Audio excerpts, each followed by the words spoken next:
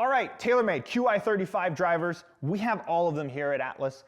If you want a place to go get fit, this is the place to come. We have all the products, and this is where we can test all of our crazy ideas. Now, if you haven't seen my video lately about my new driver build, I have a gamer that has been perfect for me, and it's kind of my unicorn build, and I'm really happy with it. But with that being said, as we get new product in, it would be irresponsible of us to not take advantage of that and see if any of these new models can beat the gamer. So we've got the Max Lite, the Max, the Core, and the LS. And I thought, okay, can this beat my gamer? Now I'm first drawn to seeing if the Core and the LS are really gonna take that spot. I actually love the Max. I played a Qi10 Max for a little bit. Phenomenal driver. I think for where my build has gone, I need something where I can really open the face, toe weighting. I think the lie angle doesn't work as well for me. So just that kind of ruled out. I did hit a couple with them. They feel great.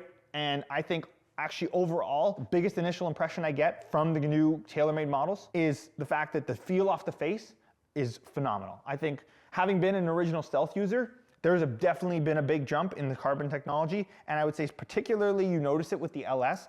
The feel off the face feels sweet. It is very nice feeling, and I think they've done an incredible job with that.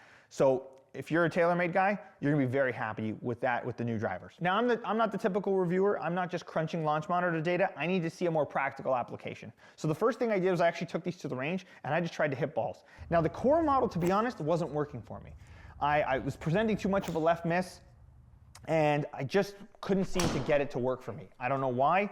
I was struggling with it. Again, it felt great when I was hitting it, but I have a big left problem, particularly in my game. And when something just kind of makes the something go more left, I go, oh, that's too bad. So unfortunately, kind of ruled out that. I went with the LS, and what I love about the LS model in particular is the fact that you can add the heavier weight to the toe section to promote more of a fade bias, which for me is ultimately what I'm looking for. The only bummer to the LS is that the highest loft is 10.5. Now the reason why that's a bummer for me is that my current driver build is I actually have a 12-degree driver turned down 2 degrees. And so I turn down my driver 2 degrees, have weight in the toe, and I hit the crap out of it. And I absolutely love that. The problem is the LS is that if the more I turn it down to get the face angle I want, I'm also now killing the spin, and I'm creating not enough loft for me to see. I'll start to hang back a bit, and it just promotes a situation that I don't love. And so I hit it great on the range, but see, when I take it to a tee box, I just don't see the same ball flight I want, and I can then start to have that left miss or some not so great shots come into play that I don't ultimately love. Now I had that with the Diamana extra stiff shaft that came with its stock, and that was great. I did try a little bit with my Cali X white shaft that I have, but I actually preferred the feel of the Diamana. And again, these are great. Like, I came back in here, hit them on the sim, absolutely phenomenal. I would say my only concern with them is they just present too much of a left miss for me. I think if these two models could have a baby, if I could get 12 degrees of loft in this, but be able to add the toe weight and make it more fade bias with the feel off the face, I think actually this driver could beat my current gamer, 100%. It feels so good. You can see the ball just fly off when you crush it. There's definitely a little more pop to it. Just unfortunately for the way I'm set up and the way my game is set up, it just ultimately, I just don't think it works for me. I need more loft to be able to turn it down to get that face angle I want, and I just can't do that without killing too much spin, and it starts to create other issues downstream.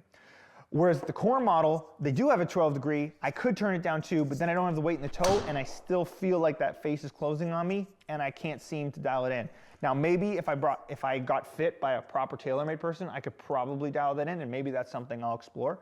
But ultimately, if they had a baby, this would be an absolute slayer of a driver. They've done a phenomenal job. The looks are incredible.